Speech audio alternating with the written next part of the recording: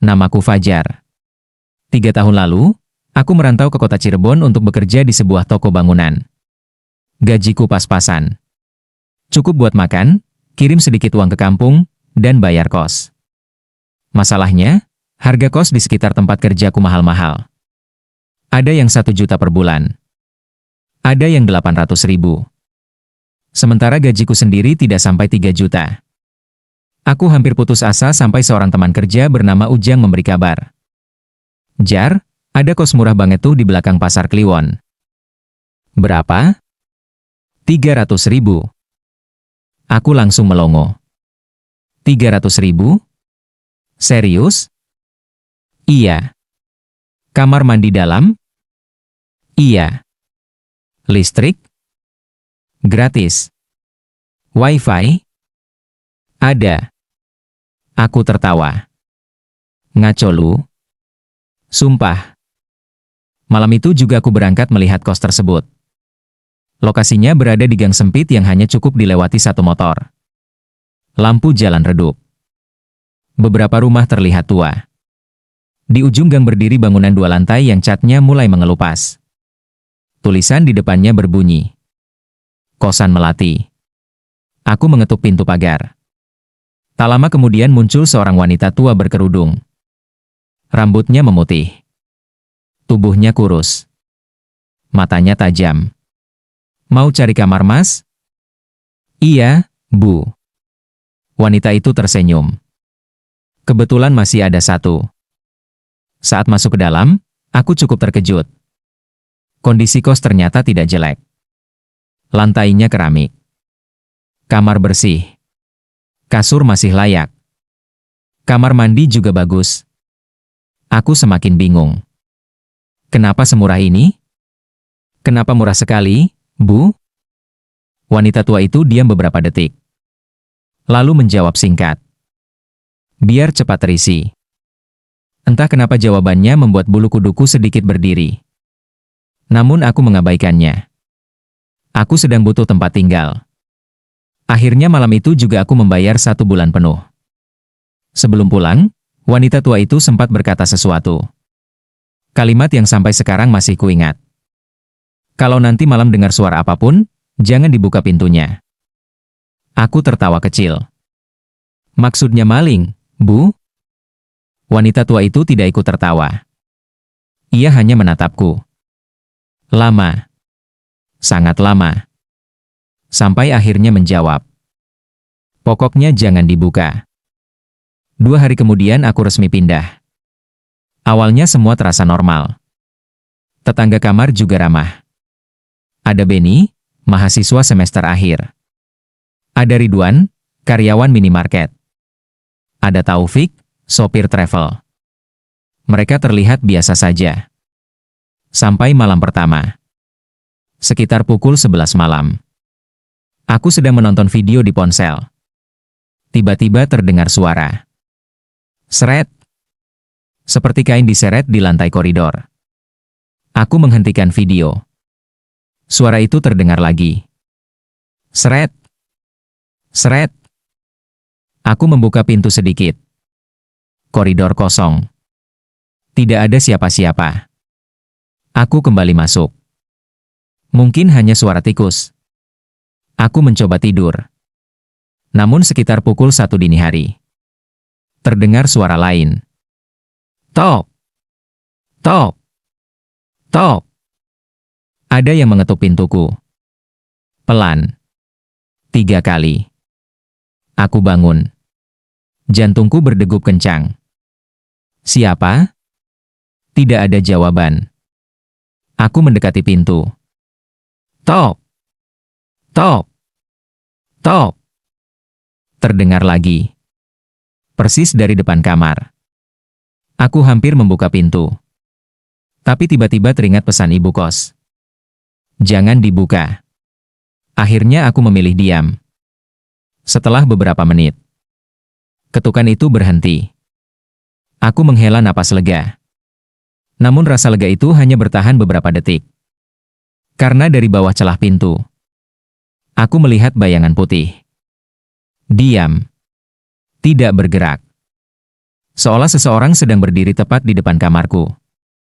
Aku menahan napas. Bayangan itu tetap di sana. 5 detik. 10 detik. 1 menit. Lalu perlahan menjauh. Diseret. Seperti sesuatu yang tidak berjalan dengan kaki. Seret. Seret. Seret. Suara itu menghilang ke ujung koridor. Malam itu aku tidak tidur sampai subuh. Keesokan harinya aku menceritakan kejadian itu kepada Benny. Wajahnya langsung pucat. Kamu dengar juga? Dengar apa? Suara seretan. Aku mengangguk. Benny menelan ludah. 5 penghuni sebelum kamu juga dengar. Aku mulai tidak nyaman. Maksudnya? Benny melihat sekeliling sebelum berbisik. Kos ini katanya berhantu. Aku tertawa gugup. Ah masa? Serius? Setan apa? Benny terdiam. Lalu menjawab perlahan. Pocong? Aku langsung merinding. Jangan bercanda. Aku gak bercanda. Menurut cerita warga sekitar, puluhan tahun lalu ada seorang pemuda meninggal mendadak di lahan tempat kos itu berdiri. Saat pemakaman terjadi hujan deras. Kuburannya longsor. Kain kafan bagian kepala tidak sempat dilepas. Sejak saat itu sering muncul sosok pocong di sekitar lokasi. Awalnya hanya terlihat di kebun kosong. Lalu setelah kos dibangun, gangguannya semakin sering. Beberapa penghuni pernah melihatnya berdiri di ujung koridor. Ada yang melihatnya melompat di atap.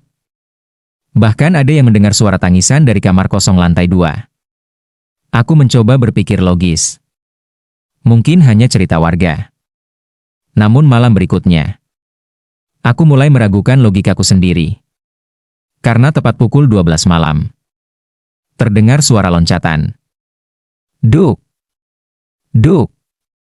Duk! Berasal dari atas plafon. Seperti sesuatu sedang melompat perlahan. Bukan langkah kaki. Bukan kucing. Bukan tikus. Melainkan loncatan. Suara itu berhenti tepat di atas kepalaku. Lalu mendadak sunyi. Aku menatap plafon. Jantungku berdegup semakin cepat. Kemudian terdengar suara berbisik. Pelan. Sangat pelan. Tepat dari atas. Buka AA. Aku membeku. Tubuhku dingin. Keringat mengucur deras. Buka AA. Bisikan itu terdengar lagi. Kali ini lebih jelas.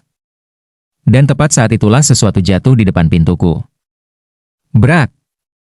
Aku terlonjak. Suara itu keras sekali. Seolah ada benda berat dilempar. Aku memberanikan diri mengintip dari lubang ventilasi.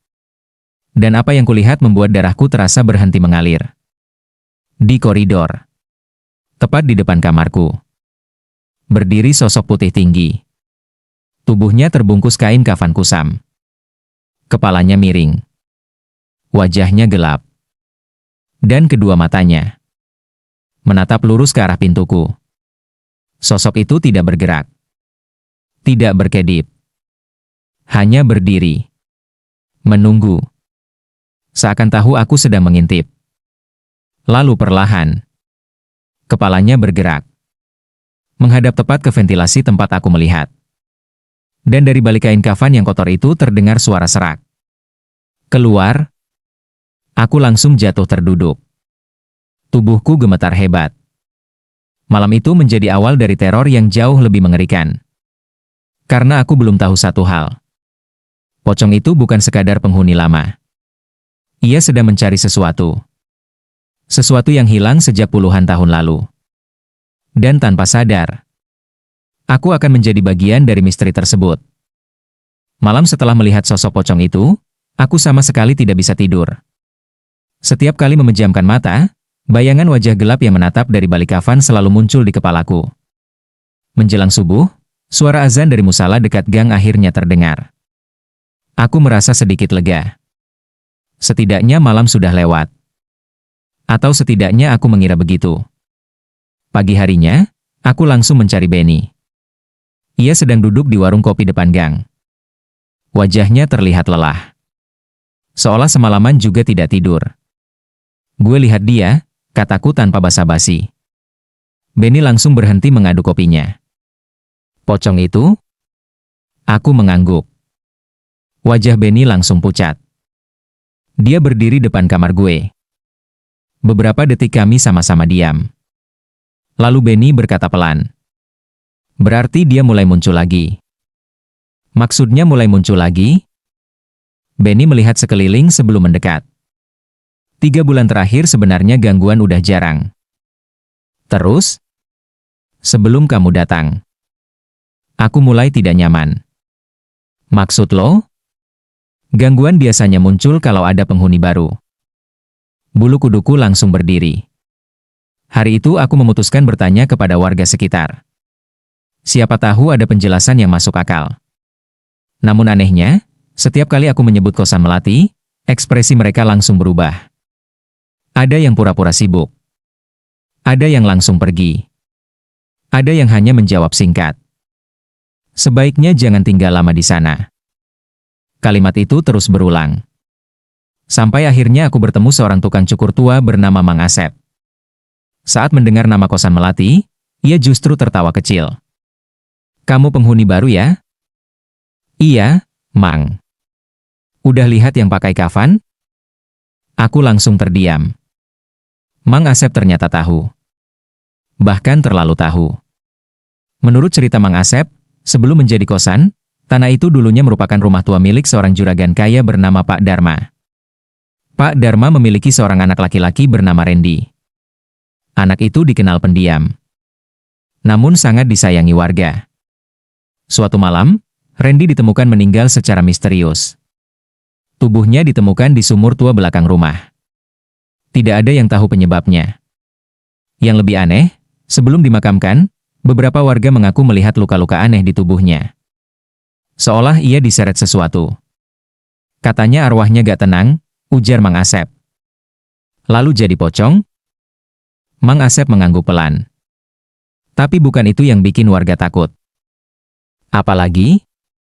Mang Asep menarik napas panjang. Karena makamnya kosong. Aku langsung membeku. Maksudnya kosong?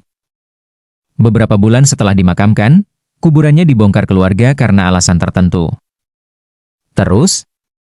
Jenazahnya hilang. Aku menelan ludah. Tidak tahu harus percaya atau tidak. Namun melihat wajah serius Mang Asep, rasanya ia tidak sedang bercanda. Malam berikutnya aku pulang lebih cepat. Entah kenapa suasana kos terasa berbeda. Lebih sunyi. Lebih dingin. Padahal cuaca sedang panas. Saat melewati koridor lantai 2, aku melihat sesuatu yang aneh. Ada sebuah pintu yang tertutup papan kayu. Debu tebal menempel di mana-mana. Aku baru sadar selama ini belum pernah memperhatikannya. Di atas pintu tertulis angka yang hampir pudar. Aku mengernyit. Aneh. Karena setahuku nomor kamar di lantai 2 hanya sampai nomor 12. Kenapa ada kamar 13? Saat sedang memperhatikan pintu itu, tiba-tiba suara seseorang membuatku terkejut. Jangan lihat kamar itu. Aku menoleh. Ternyata Bu Sari, pemilik kos. Ia berdiri di belakangku tanpa suara. Seperti muncul begitu saja. Kamar kosong ya, Bu? Bu Sari tidak menjawab. Matanya hanya tertuju pada pintu nomor 13. Lalu ia berkata pelan. Itu bukan kamar untuk dihuni. Entah kenapa kalimat itu membuat suasana semakin menyeramkan. Malam itu hujan turun sangat deras. Angin bertiup kencang. Daun-daun pisang di belakang kos bergesekan menimbulkan suara seperti bisikan. Aku sedang mencoba tidur ketika listrik tiba-tiba padam. Seluruh bangunan langsung gelap gulita. Beberapa penghuni keluar kamar. Ada yang menyalakan senter ponsel. Ada yang mengeluh. Aku ikut keluar. Saat itulah aku mendengar suara. Duk! Duk! Duk! Suara loncatan. Kali ini bukan dari plafon, melainkan dari lantai 2. Koridor mendadak sunyi. Semua penghuni saling berpandangan. Mereka juga mendengarnya. Duk! Duk! Duk! Suara itu semakin dekat. Perlahan. Teratur. Seolah sesuatu sedang bergerak menyusuri koridor. Lalu terdengar suara Benny yang gemetar. Itu dari kamar 13. Jantungku langsung berdegup kencang. Semua mata mengarah ke atas tangga. Gelap. Sepi. Namun suara itu terus terdengar. Duk! Duk! Duk! Tiba-tiba terdengar bunyi keras. Kraak! Seperti papan kayu patah. Lalu disusul suara pintu terbuka. Perlahan. Kreet. Kreet. Benny langsung mundur. Ridwan membaca ayat kursi dengan suara bergetar. Aku sendiri tidak bisa bergerak. Karena dari ujung tangga muncul sosok putih. Berdiri diam dalam gelap. Tubuhnya terbungkus kafan lusuh. Basah oleh air hujan. Dan kali ini semua penghuni melihatnya. Bukan hanya aku. Pocong itu benar-benar ada. Tidak bergerak. Tidak bersuara. Hanya berdiri. Menatap ke arah kami. Lalu perlahan kepalanya menunduk. Seolah sedang mencari seseorang. Dan beberapa detik kemudian, ia mengangkat satu tangan. Menunjuk lurus ke arahku.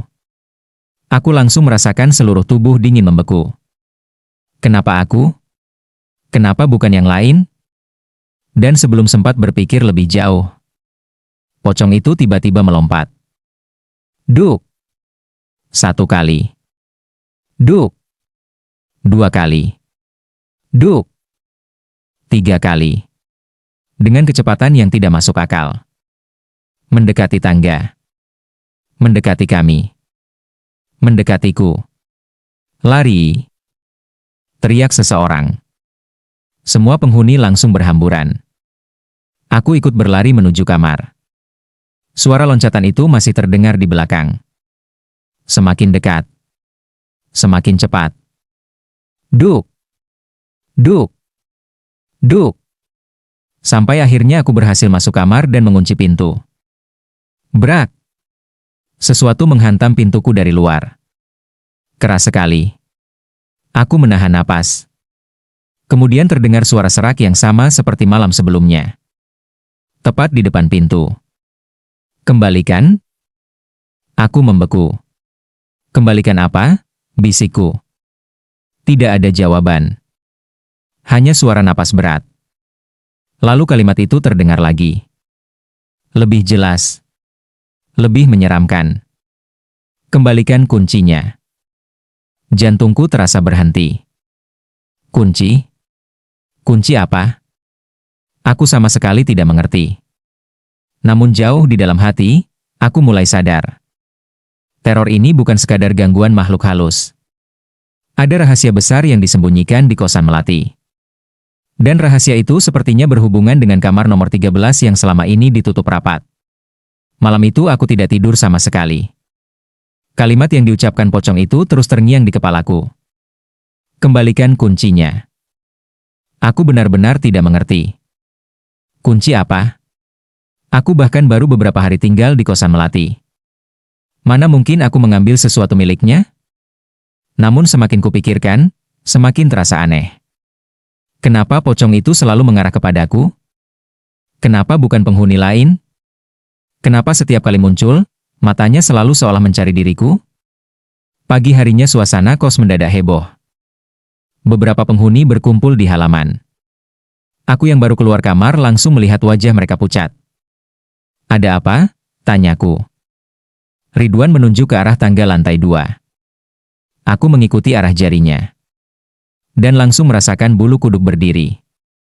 Di depan kamar nomor 13 yang semalam tertutup papan kayu. Kini papan itu terlepas. Berserakan di lantai. Seolah dicabut paksa oleh sesuatu. Padahal semalam tidak ada seorang pun yang berani naik ke sana. Yang lebih menyeramkan lagi, di pintu tua itu terdapat bekas lumpur. Jejak-jejak berbentuk loncatan. Persis seperti jejak pocong. Duk! Duk! Duk! Jejak itu berakhir tepat di depan pintu kamar nomor 13. Seakan sosok itu keluar dari sana. Atau mungkin masuk ke sana. Tak seorang pun tahu. Siang harinya aku memberanikan diri menemui Bu Sari. Aku sudah tidak peduli lagi. Aku harus tahu apa yang sebenarnya terjadi. Saat itu Bu Sari sedang menyapu halaman belakang. Aku langsung menghampirinya. Bu, sebenarnya kamar nomor 13 itu apa? Gerakan sapunya langsung berhenti. Ia tidak menjawab. Saya lihat sendiri pocong itu semalam. Masih diam. Dia bilang suruh mengembalikan kunci. Kali ini wajah Bu Sari berubah. Pucat.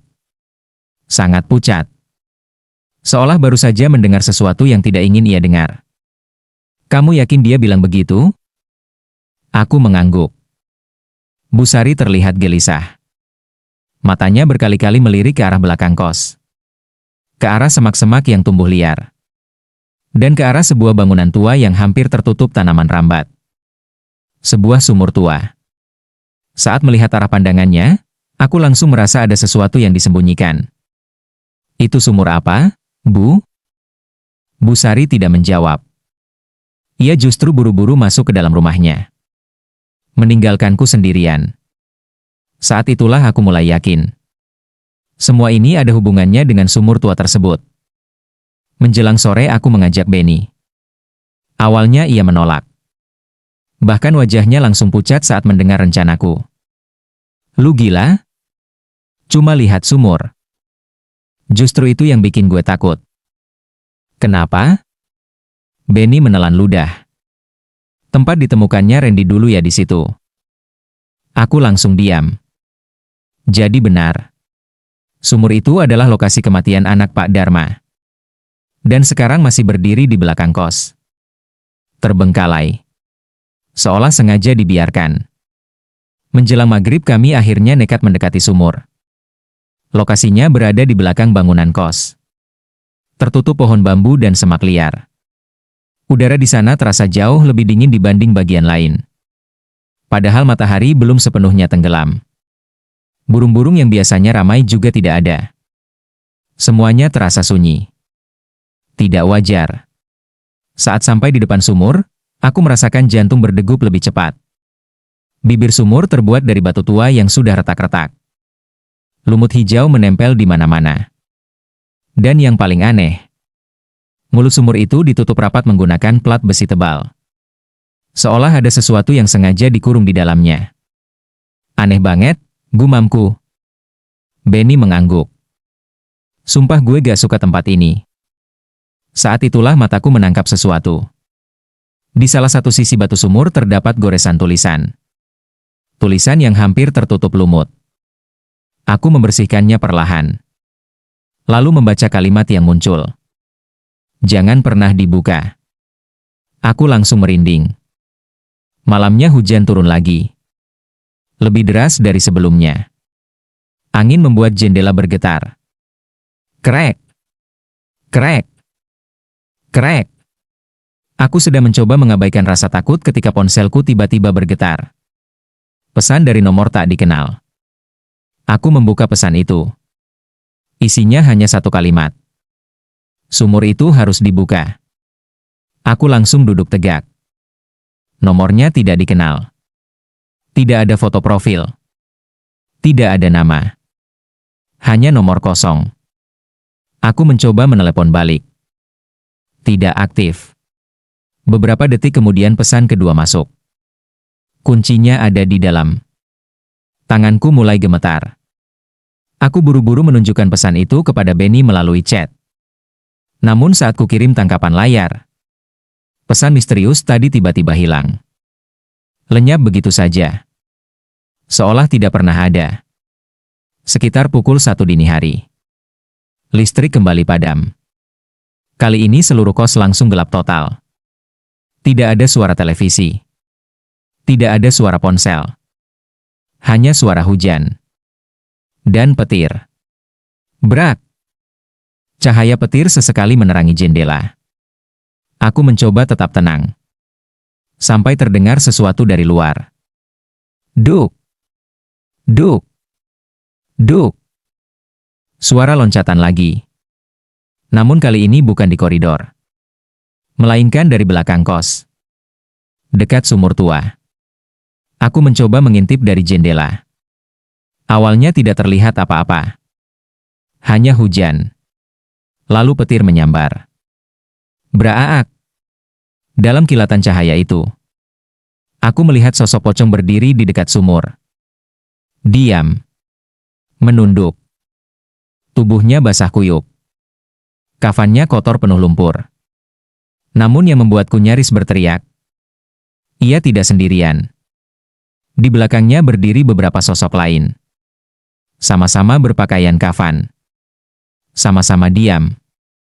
Sama-sama menatap sumur. 1, 2, 3,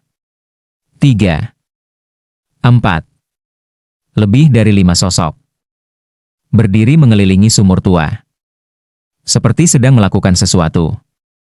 Atau menunggu sesuatu keluar. Petir berikutnya menyambar. Dan semua sosok itu menghilang. Begitu saja. Aku langsung menutup jendela. Tubuhku gemetar hebat. Untuk pertama kalinya aku benar-benar ingin pergi dari kos itu. Besok pagi juga. Aku tidak peduli uang sewanya hangus. Aku hanya ingin selamat. Namun ternyata sudah terlambat. Karena tepat pukul 3 dini hari, terdengar suara ketukan keras di pintuku. Brak! Brak! Brak!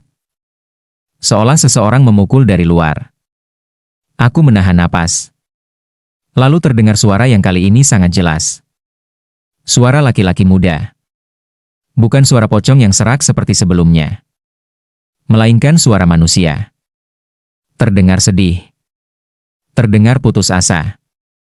Tolong aku. Aku membeku. Tolong buka sumurnya. Air dingin langsung mengalir di punggungku. Karena suara itu terdengar tepat seperti berasal dari depan pintu kamarku. Dan sebelum suara itu menghilang, ia mengucapkan satu nama.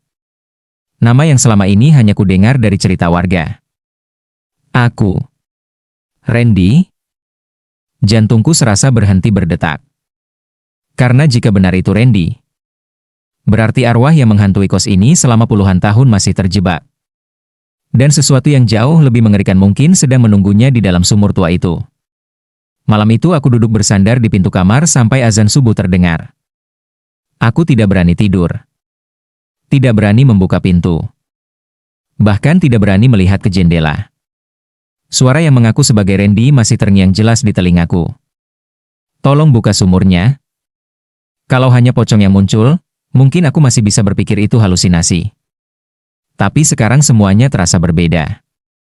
Seolah ada seseorang yang benar-benar ingin menyampaikan pesan. Seseorang yang selama ini terjebak. Pagi harinya, suasana kos kembali ramai. Namun ada sesuatu yang membuat semua penghuni ketakutan. Di halaman belakang, tepat di dekat sumur tua, ditemukan jejak lumpur. Bukan jejak kaki manusia. Melainkan jejak loncatan. Puluhan jumlahnya. Seolah semalam ada banyak pocong berkumpul di sana.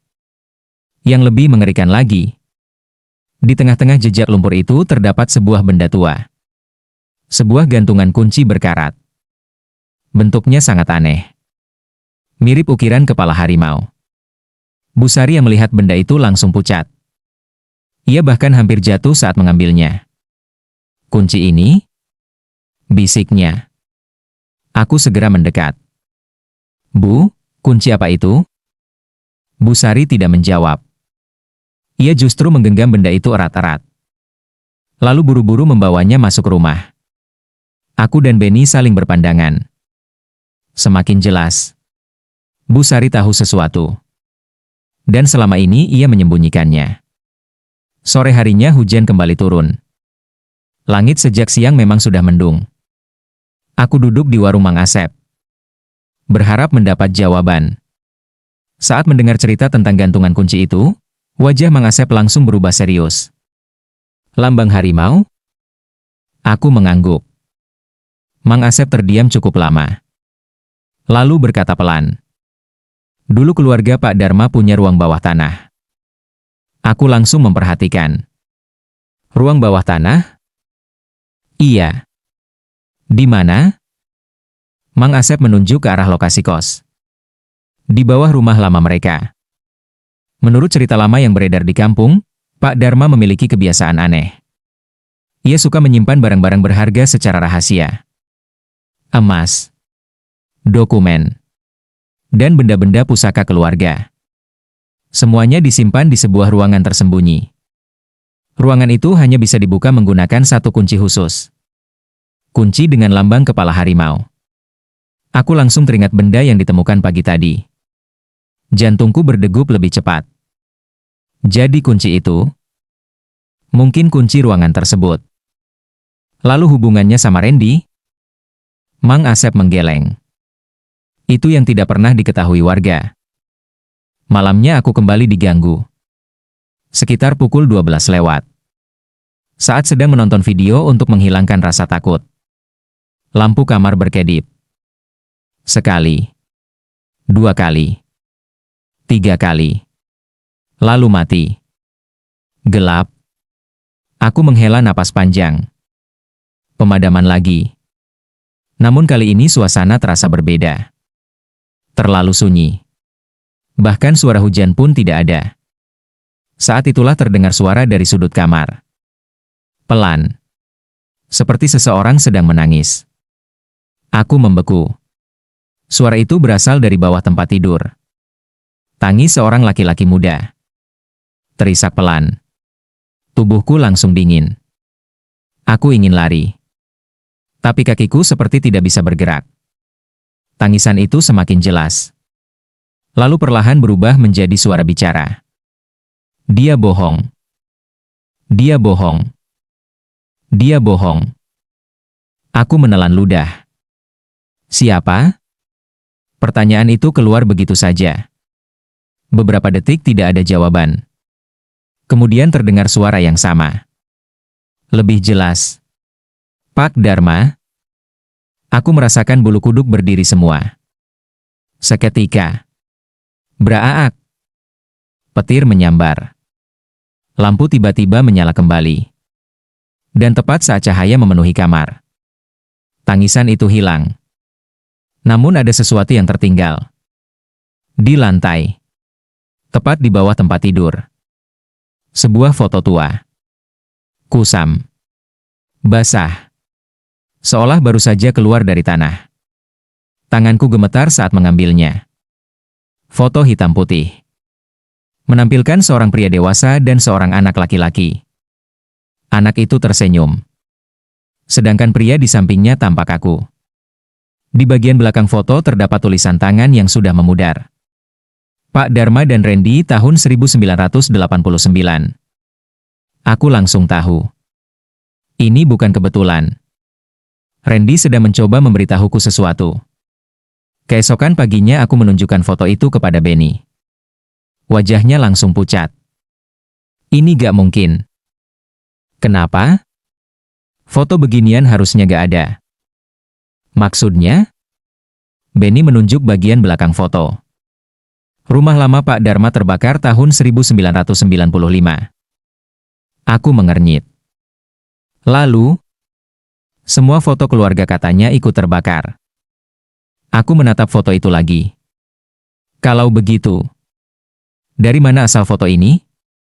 Kenapa bisa muncul di bawah tempat tidurku? Dan kenapa justru sekarang? Malam berikutnya menjadi malam yang paling menyeramkan sejak aku tinggal di sana. Sekitar pukul 1 dini hari. Aku terbangun karena suara seseorang berjalan di koridor. Bukan loncatan. Bukan seretan. Melainkan langkah kaki biasa. Tok. Tok. Tok. Tok. Pelan. Teratur. Aku mengintip melalui ventilasi. Koridor kosong. Tidak ada siapa-siapa. Namun suara langkah itu tetap terdengar. Semakin dekat. Seolah berasal dari sesuatu yang tidak terlihat. Tok! Tok! Tok! Lalu berhenti tepat di depan kamarku. Sunyi. 10 detik. 20 detik. Kemudian terdengar suara.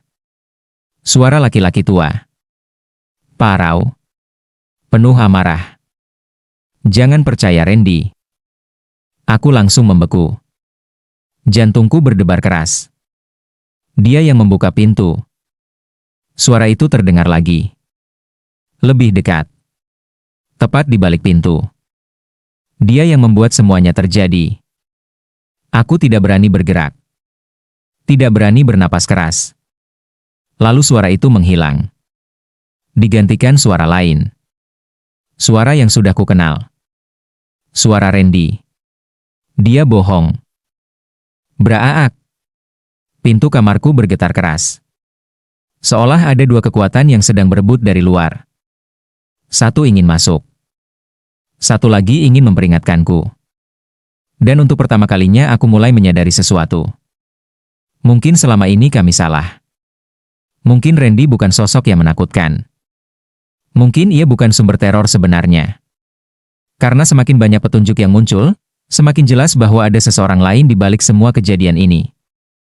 Seseorang yang bahkan setelah puluhan tahun berlalu, masih menyimpan rahasia gelap yang terkubur di bawah kosan Melati. Dan rahasia itu kemungkinan besar tersembunyi di balik kamar nomor 13. Kamar yang selama ini dikunci rapat dan tidak pernah boleh dibuka. Setelah kejadian malam itu, aku semakin yakin satu hal. Randy sedang berusaha menyampaikan sesuatu. Dan apapun rahasia yang disembunyikan di kosan Melati, jawabannya kemungkinan ada di kamar nomor 13. Masalahnya, tidak ada seorang pun yang berani mendekati kamar itu. Termasuk Bu Sari. Termasuk penghuni lama. Bahkan warga sekitar pun selalu menghindari pembicaraan tentang kamar tersebut. Seolah ada ketakutan yang sudah diwariskan turun-temurun. Sore itu aku dan Benny duduk di warung Mang Asep. Hujan rintik-rintik turun sejak siang. Langit kelabu membuat suasana terasa muram. Aku mau buka kamar nomor 13, kataku. Benny hampir tersedak kopi. Lu udah gila. Mungkin? Serius? Aku mengangguk. Kalau kita terus diam, teror ini gak bakal selesai. Benny mengusap wajahnya. Jelas terlihat ia ketakutan. Namun akhirnya ia menghela napas panjang. Kalau lu masuk, gue ikut. Aku tersenyum tipis. Setidaknya aku tidak sendirian. Kesempatan itu datang malam harinya. Sekitar pukul 9. Bu Sari pergi ke rumah saudaranya di kampung sebelah. Biasanya ia tidak pernah keluar malam. Tapi entah kenapa malam itu ia pergi. Seolah ada sesuatu yang sengaja memberi jalan. Saat penghuni lain sibuk di kamar masing-masing, aku dan Benny naik ke lantai 2. Koridor terasa lebih dingin dari biasanya. Lampu neon tua berkedip-kedip, menciptakan bayangan yang bergerak di dinding. Kamar nomor 13 berada di ujung koridor. Pintunya tua. Catnya mengelupas. Kayunya terlihat lapuk. Namun anehnya, tidak ada debu di gagang pintu. Seolah seseorang masih sering menyentuhnya. Aku menelan ludah. Yakin? Tanya Benny.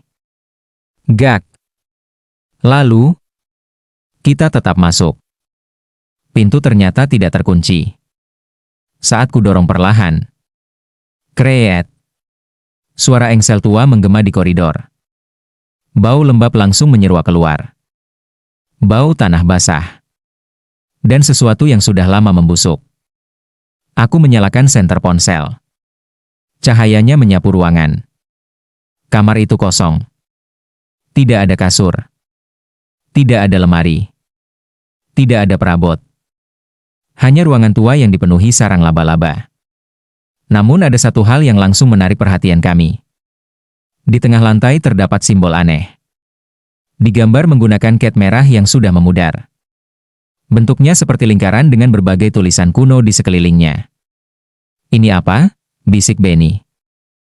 Aku menggeleng. Tidak tahu. Tapi jelas simbol itu bukan hiasan biasa. Di salah satu sudut ruangan juga terdapat bekas lilin. Puluhan jumlahnya. Seolah dulu pernah digunakan untuk ritual tertentu. Saat itulah aku melihat sesuatu di bawah lantai. Sebuah cincin besi kecil. Menempel pada papan kayu. Aku berjongkok. Lalu menariknya perlahan. Kraaak. Sebuah papan lantai terangkat.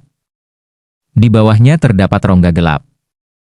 Aku dan Benny saling berpandangan. Jantung kami sama-sama berdebar.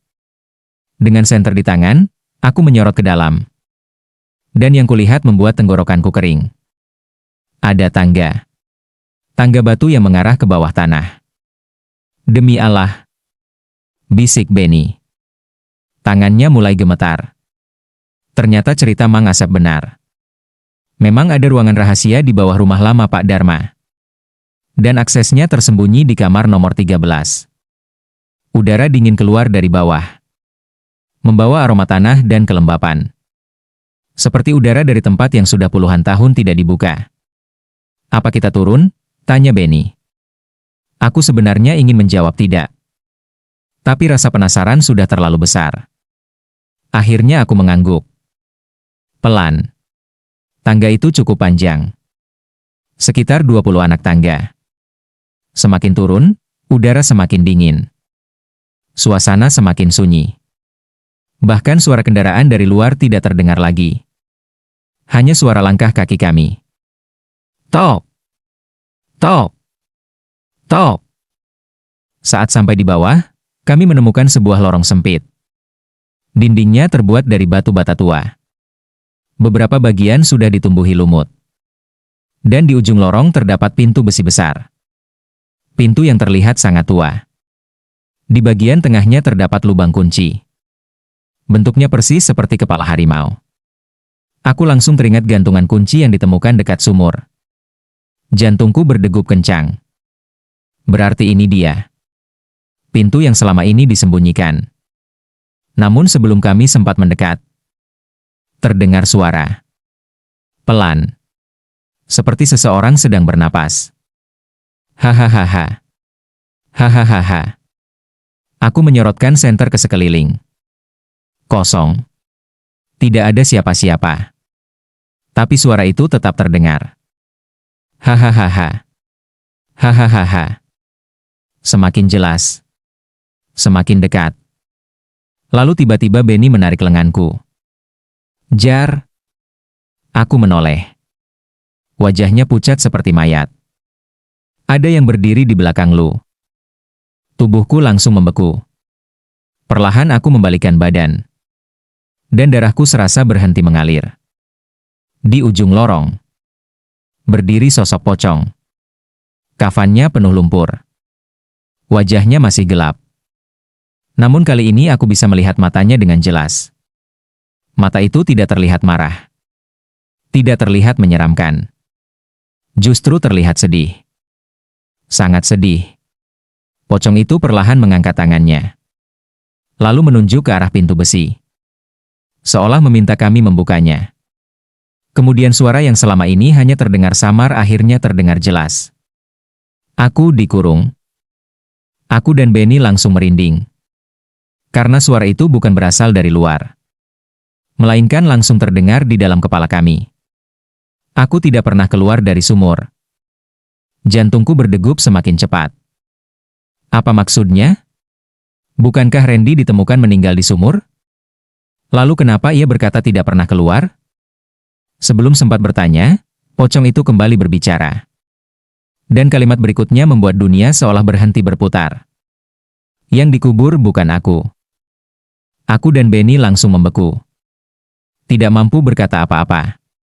Karena jika benar yang dikubur bukan Randy, maka selama puluhan tahun warga kampung telah mempercayai kebohongan besar.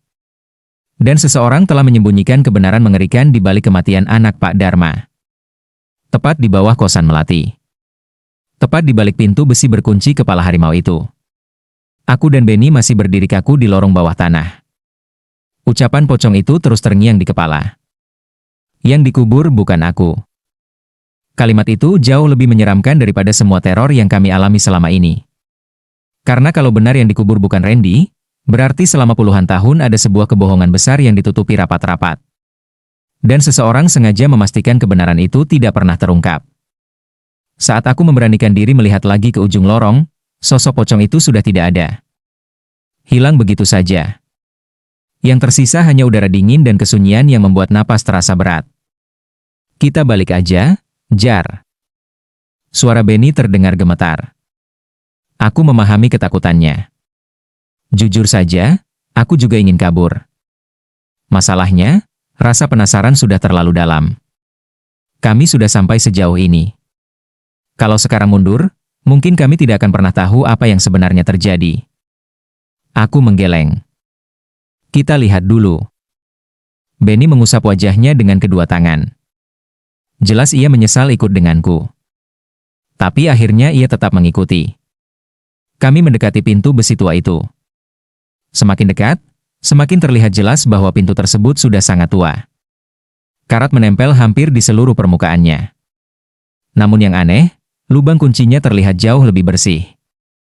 Seolah belum lama digunakan. Aku merinding. Siapa yang masih membuka tempat ini? Bu Sari? Atau orang lain?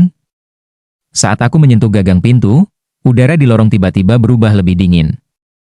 Sangat dingin. Seperti masuk ke dalam lemari pendingin. Benny langsung memeluk kedua lengannya. Lu ngerasain gak? Aku mengangguk. Dan saat itulah terdengar suara. Tok! Tok! Tok! Bukan dari belakang. Bukan dari lorong. Melainkan dari balik pintu besi. Seperti seseorang sedang mengetuk dari dalam. Aku dan Benny saling berpandangan. Jantung kami sama-sama berdebar. Tok! Tok! Tok! Suara itu terdengar lagi. Lebih keras. Lebih jelas. Seolah seseorang tahu kami sedang berdiri di luar. Siapa di dalam? Teriakku. Tidak ada jawaban. Hanya kesunyian. Lalu tiba-tiba. Brak! Sesuatu menghantam pintu dari dalam. Aku dan Benny langsung mundur. Debu berjatuhan dari atas. Pintu bergetar keras. Brak! Brak! Brak! 3 kali. Lalu mendadak sunyi. Kesunyian yang jauh lebih menakutkan. Karena tidak bisa membuka pintu tanpa kunci, akhirnya kami memutuskan kembali ke atas. Saat keluar dari kamar nomor 13, waktu sudah hampir pukul 1 dini hari. Koridor kos kosong. Lampu masih berkedip-kedip. Namun ada sesuatu yang membuat kami berhenti. Di depan pintu kamar nomor 13. Terdapat genangan lumpur. Dan di atas lumpur itu, terlihat jejak kaki. Bukan jejak loncatan pocong. Bukan jejak sandal.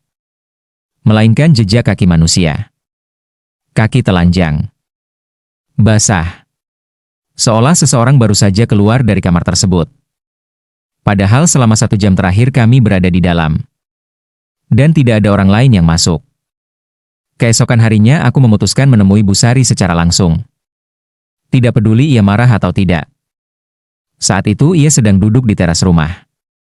Wajahnya terlihat lebih tua dari biasanya. Mata sembab. Seolah semalaman tidak tidur. Aku langsung menunjukkan foto Randy. Kemudian menceritakan semuanya. Tentang lorong rahasia. Tentang pintu besi. Tentang pocong yang meminta pertolongan.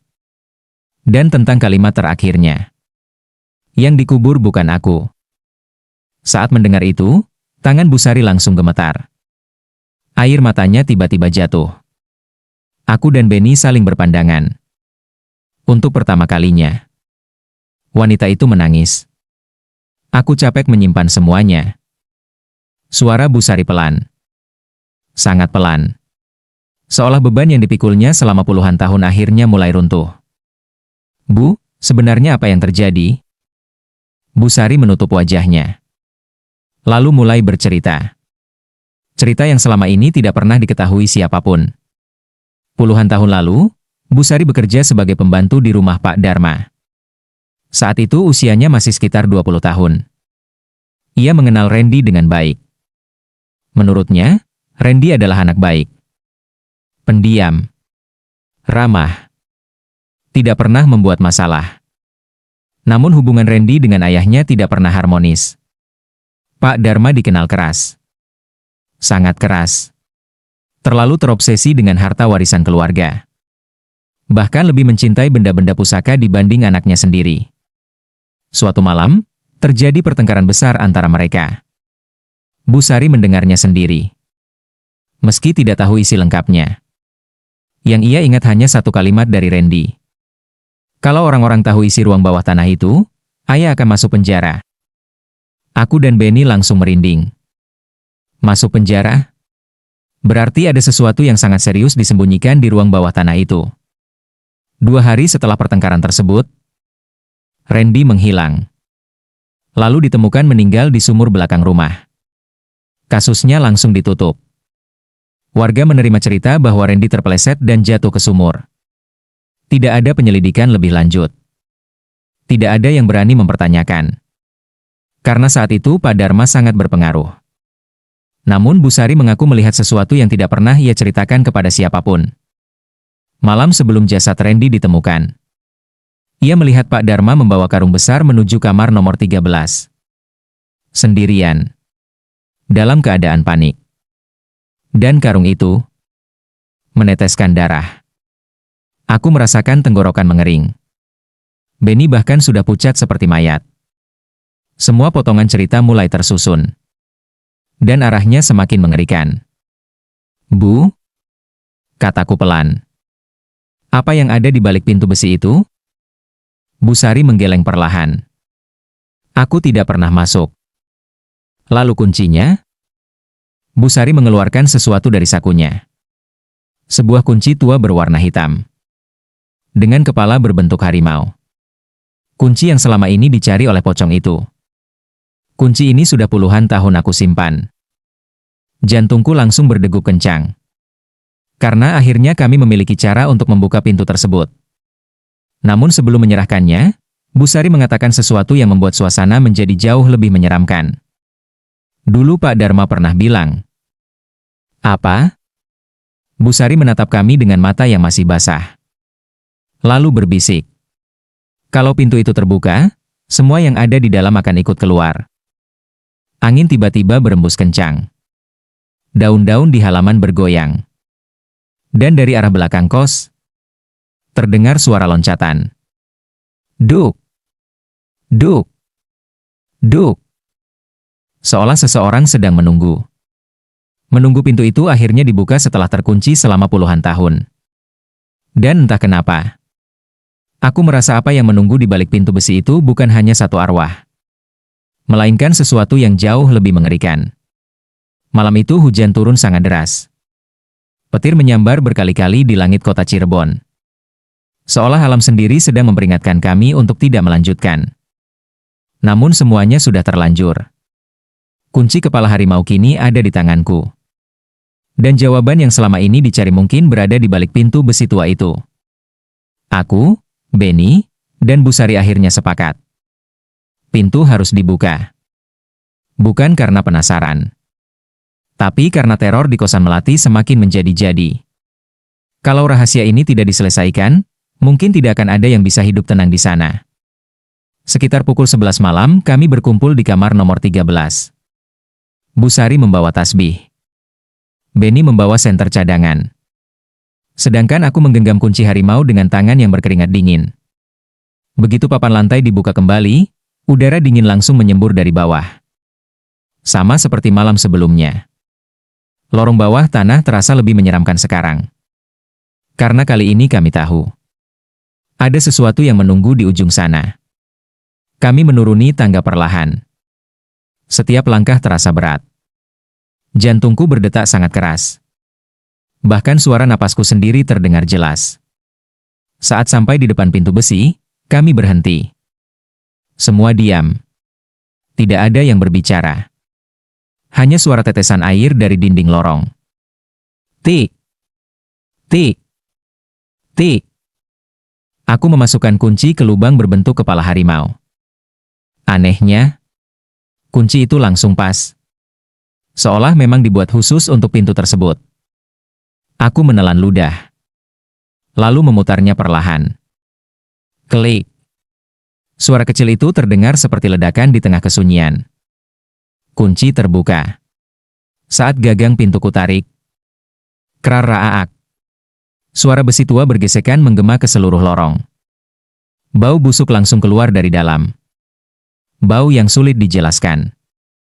Campuran tanah basah, kayu lapuk, dan sesuatu yang sudah lama mati. Benny langsung menutup hidung. Bu Sari membaca doa tanpa henti. Sedangkan aku menyorotkan senter ke dalam ruangan. Dan apa yang kami lihat membuat tubuh langsung membeku. Ruangan itu jauh lebih besar dari yang kami bayangkan. Hampir sebesar aula kecil. Dindingnya penuh rak-rak tua.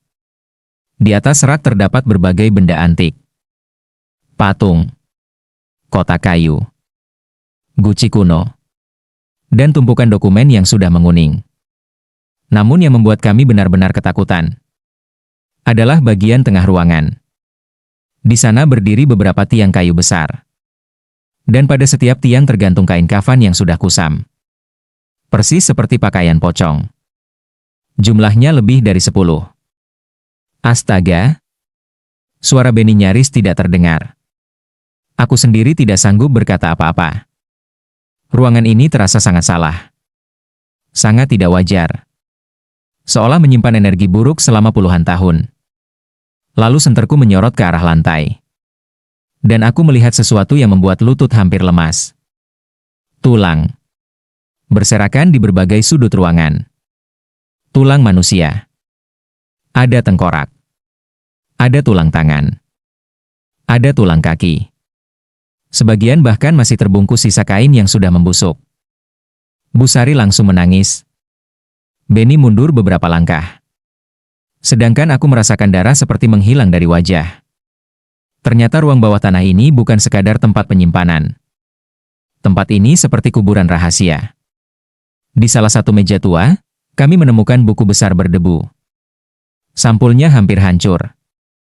Namun tulisan di depannya masih bisa dibaca. Catatan pribadi Dharma Wijaya. Aku langsung membuka halaman pertama. Tulisan tangan di dalamnya masih cukup jelas. Awalnya berisi catatan bisnis biasa. Namun semakin ke belakang, isinya semakin aneh. Ada daftar nama orang. Puluhan jumlahnya. Sebagian diberi tanda silang merah. Sebagian diberi tanggal. Dan sebagian lagi diberi tulisan. Selesai. Aku merinding. Nama-nama itu tampak seperti daftar seseorang yang sedang dicatat satu persatu. Bukan daftar pelanggan. Bukan daftar pekerja. Melainkan daftar korban. Kemudian kami menemukan halaman terakhir. Halaman yang membuat semua potongan misteri akhirnya mulai tersusun. Di sana tertulis. Randy mulai tahu semuanya. Anak itu terlalu banyak bertanya. Kalau dia bicara kepada polisi, semuanya akan berakhir. Aku tidak punya pilihan. Tanganku langsung gemetar. Benny menatapku dengan wajah pucat. Sedangkan Bu Sari menangis lebih keras. Karena kini semuanya menjadi jelas. Randy tidak meninggal karena kecelakaan. Randy dibunuh. Dan kemungkinan besar oleh ayahnya sendiri. Pak Dharma. Namun teror belum selesai. Karena tepat saat aku menutup buku itu, terdengar suara keras dari belakang. Braak. Pintu besi menutup sendiri. Ruangan langsung gelap. Senter kami mati bersamaan. Seketika. Jar. Teriak Benny. Ada apa? Aku mencoba menyalakan senter. Tidak menyala. Begitu juga milik Benny. Ruangan tenggelam dalam kegelapan total. Lalu terdengar sesuatu. Bukan satu suara. Melainkan banyak. Puluhan. Tangisan. Bisikan. Rintihan. Datang dari seluruh penjuru ruangan. Suara laki-laki. Perempuan. Anak-anak. Semuanya bercampur menjadi satu. membuat bulu kuduk berdiri. Dan di tengah semua suara itu, terdengar suara paling jelas. Suara yang sudah sangat kukenal. Suara Randy. Kalian terlambat? Aku langsung membeku. Terlambat untuk apa? Tidak ada jawaban. Hanya kesunyian selama beberapa detik. Lalu tiba-tiba muncul cahaya pucat di ujung ruangan. Samar. Seperti kabut yang bercahaya. Dan dari dalam cahaya itu, muncul sosok seorang anak laki-laki. Usianya sekitar 15 tahun. Wajahnya pucat. Pakaiannya basah. Persis seperti orang yang baru keluar dari sumur. Aku tahu siapa dia. Tanpa perlu diberitahu. Itulah Randy. Namun ekspresinya tidak lagi sedih. Tidak lagi meminta tolong. Ia justru terlihat takut. Sangat takut. Kemudian dengan suara gemetar, ia berkata, "Dia sudah bangun." Seketika seluruh ruangan bergetar. Rak-rak tua berguncang. Tulang belulang berserakan di lantai. Dan dari kegelapan di sudut paling belakang ruangan, terdengar suara napas berat. Hahaha. Hahaha. Hahaha. Suara sesuatu yang sangat besar. Sesuatu yang selama puluhan tahun tersegel di bawah kosan melati. Dan sekarang, setelah pintu terbuka, segelnya telah terlepas. Ruangan bawah tanah bergetar semakin kuat. Debu berjatuhan dari langit-langit. Rak-rak tua bergoyang. Beberapa benda antik jatuh dan pecah di lantai. Aku, Benny, dan Busari berdiri membeku. Sementara sosok Randy yang bercahaya pucat masih berada di ujung ruangan. Wajahnya dipenuhi ketakutan. Bukan ketakutan kepada kami, melainkan kepada sesuatu yang berada di belakangnya. Sesuatu yang selama ini tersembunyi dalam kegelapan. Hahaha. Hahaha. Suara napas berat itu semakin jelas. Perlahan. Dalam. Seperti hembusan dari makhluk raksasa yang baru terbangun dari tidur panjang. Lalu terdengar suara gesekan. GRRRKKK. GRRRKKK. Seolah rantai besar sedang ditarik di atas lantai batu. Jantungku berdetak sangat keras. Aku mencoba melihat ke arah sumber suara. Namun gelap di sudut ruangan terlalu pekat.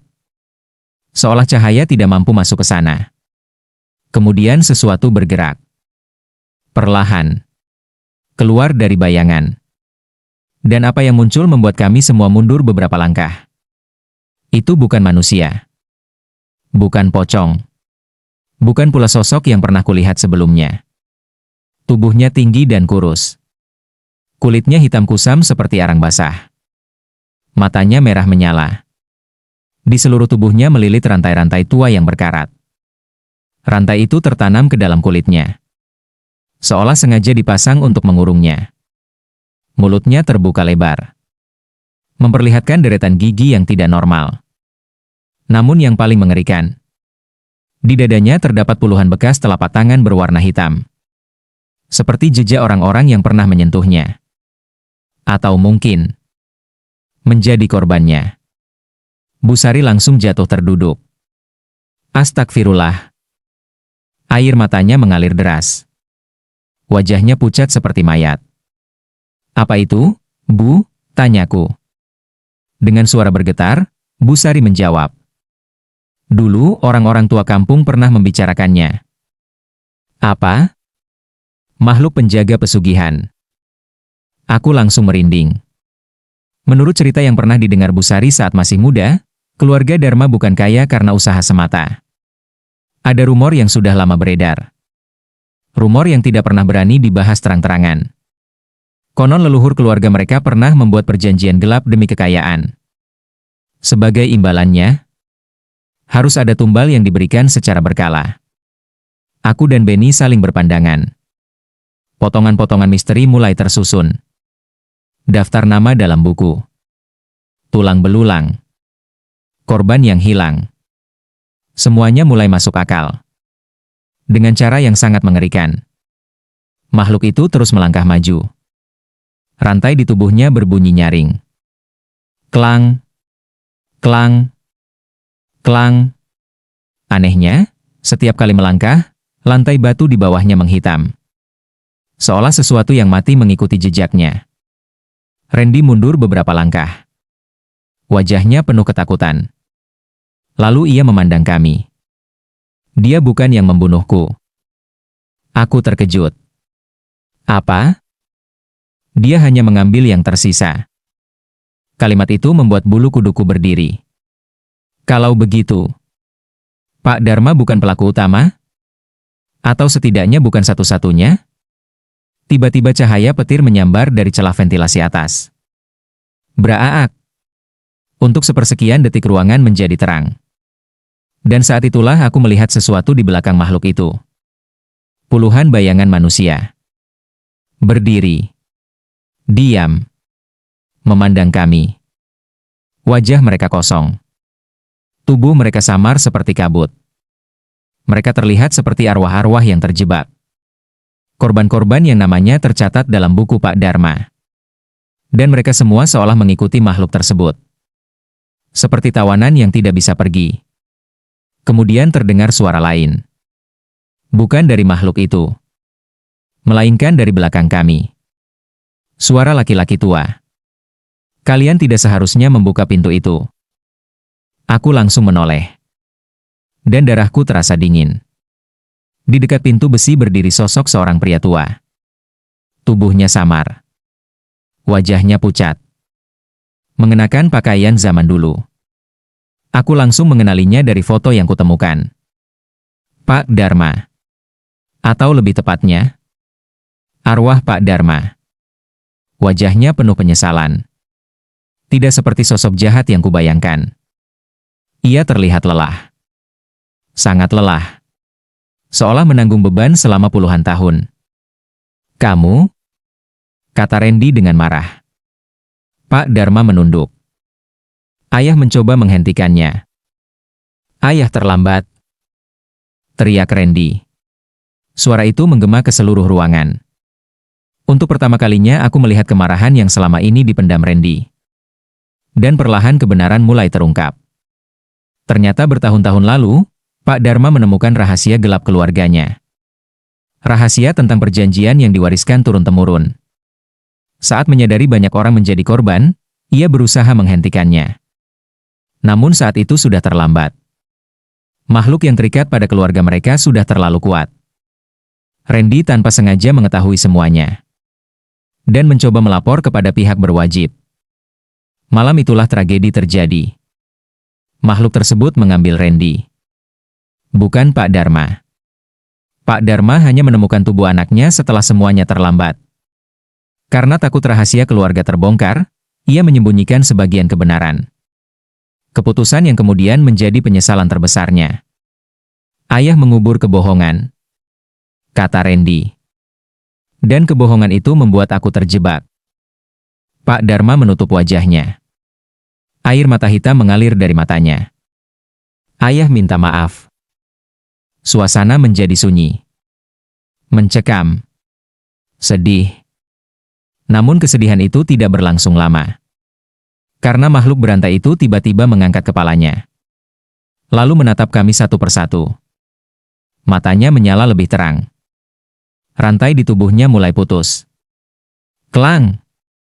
Satu rantai lepas. Klang! Rantai kedua jatuh. Klang! Rantai ketiga terputus. Dan wajah Pak Dharma langsung berubah panik. Jangan! Teriaknya. Tapi semuanya sudah terlambat. Makhluk itu tersenyum. Senyuman yang membuat seluruh tubuhku membeku. Kemudian dengan suara yang dalam dan menyeramkan, ia berkata, 30 tahun aku menunggu. Lantai kembali bergetar. Dinding retak. Tulang belulang berhamburan. Dan arwah-arwah yang selama ini terjebak mulai berteriak ketakutan. Karena makhluk itu akhirnya bebas. Sementara di luar, seluruh bangunan kosan Melati mulai berguncang hebat. Seolah sesuatu yang mengerikan akan segera keluar ke permukaan.